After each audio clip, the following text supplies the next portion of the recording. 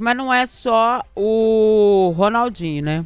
É hoje, dia né? de, não, hoje é dia de celebrar alguns aniversários. Exatamente. Aí, porque o Éder Aleixo, né, há 30 anos, o Bomba, como ele é conhecido, né, por causa da potência do seu chute, fazia o seu último jogo com a camisa do Atlético no dia 4 de junho de 1995. O Atlético se sagrava campeão mineiro, vencendo... Quem que ele venceu aqui? Cruzeiro. O Cruzeiro. Isso. Pelo placar de 3-1 no Mineirão. Tá aí o Éder Aleixo, ídolo também histórico da massa, né? Tá lá, né? Trabalha na comissão técnica do Atlético. É, auxiliar técnico da comissão permanente do Atlético. É, exatamente. É, e um jogo, 2 gols de Reinaldo, um de Daniel. O Éder Aleixo foi um dos protagonistas desse título de 95 do Campeonato Mineiro do Atlético. Teve 3 passagens pelo Galo, Éder Aleixo, considerado ídolo. Uma parte da torcida do Atlético tem uma rusga ali com o Éder Aleixo por ter jogado no Cruzeiro, né? Mas é um dos ídolos do Atlético, tem mais de 600 jogos com a camisa do Galo, mais de 100 gols também. É um jogador histórico, tão histórico que hoje faz parte aí, né, da grade de funcionários do clube, do departamento de futebol, né, o Éder Aleixo. É, jogou muito, Sério, né? mesmo? Pô, o cara que é atleticano e acha que tem esse problema, eu vou te falar, é que ele não viu o Éder jogando, e principalmente um ano antes dele encerrar a carreira. Eu tava nesse jogo aí como repórter da Rádio Terra, lá de Montes Claros. Foi a final do Campeonato Mineiro que o Galo ganhou e o técnico era o Levir Coupe, né? Que muita gente, o Éder não vai trabalhar com ele. O Éder em 94 carregou o time do Galo nas costas, né? E saiu de uma repescagem até a semifinal do Campeonato Brasileiro. Com o Éder sendo o grande destaque, tá doido. E no início, né, Lélio, o Éder realmente foi afastado do time. Eu me lembro de chegar lá na Vila Olímpica e ele tá sentado naquelas alambradozinho que tinha lá, uma cerquinha, era uma cerquinha. Ele sentado lá fora, e a gente falava com ele, falou, o homem me tirou do time. E aí, aos poucos, ele foi trabalhando, retomando a confiança do técnico, então, Levir Coupe, e aí acabou sendo um jogador primordial para o Levir quando o Atlético foi para a repescagem, né? Só para quem não viu, e o Sebra vai se lembrar também, o Lucas não viu ao vivo, porque é muito novo, não vi. Mas é só você multiplicar o Scarpa por 100, o que ele faz nos lançamentos. O Éder simplesmente colocava a bola onde ele queria. Do jeito que ele quisesse. Era, inclusive, de letra, né? Gostava muito de um lançamento de letra de vez em quando. Cracaço de bola. Seleção brasileira. O Éder era uma explosão. Era chute forte e preciso. Sim. Era porrada, né? Pancada, mas com precisão. O Dassaev sabe muito bem disso, né, Léo?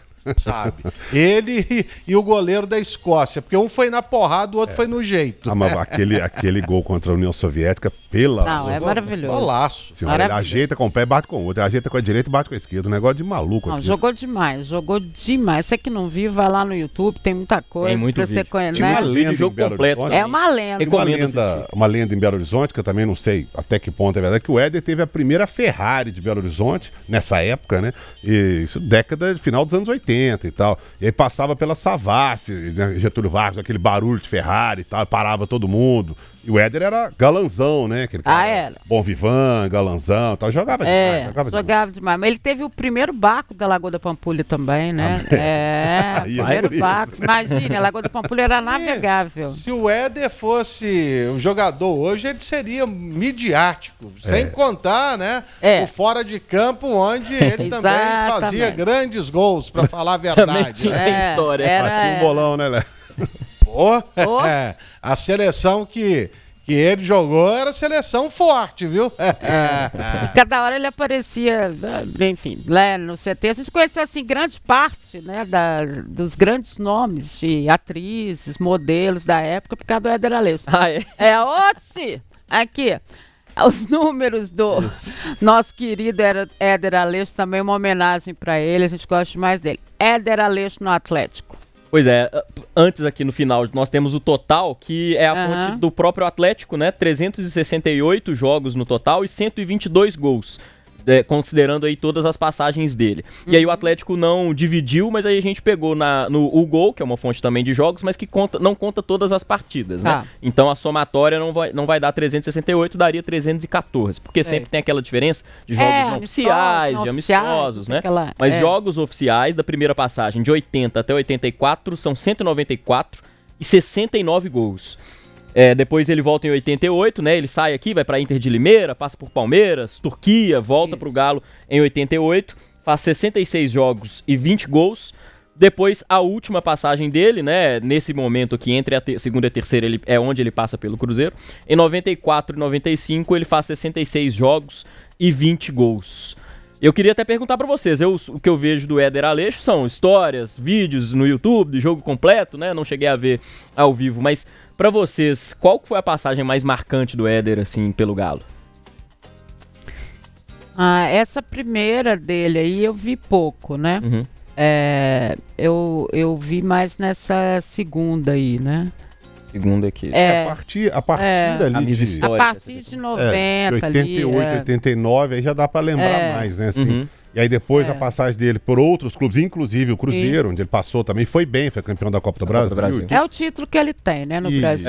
E depois essa passagem na reta final, que ele já estava no final de carreira, mas jogou muito. Mas ainda jogava muito, né? Já era o cara experiente do time, né? Não era aquele garotão, mas já era o Sim, amadurecido, já era outra história. Para você, Lélio, você tem alguma situação especial com o Éder em alguma passagem dele pelo Atlético? Essa aí até 84 aí não foi, porque ele estava no time de 85 também. Sim. Que o Atlético acaba caindo para o Coritiba. Ele, inclusive, no jogo, ele fez gol contra o São Paulo aqui no Mineirão, num jogo muito disputado, mas essa primeira passagem dele, ele acaba saindo, né, indo parar na no Palmeiras, na Inter de Limeira, enfim, com muito sucesso, para falar a verdade, nos dois, no Palmeiras e na Inter, mas a primeira passagem dele, para mim, é a mais importante. Você ter um Éder de um lado, Nelinho do outro, não era todo time que tinha, né? E mesmo assim o Atlético não conseguiu aquelas conquistas nacionais. Mas eu faço questão de lembrar sempre que antigamente o campeonato estadual ele tinha outro valor. Sim, o peso dele era outro. O campeonato brasileiro ele era feito assim meio que nas coxas. E esse ano vai ter ou não vai? Vamos ver aqui. Aí assim de repente aparecia lá o campeão, 80 times, sem critério nenhum. Mas é verdade. E no outro ano mudava tudo.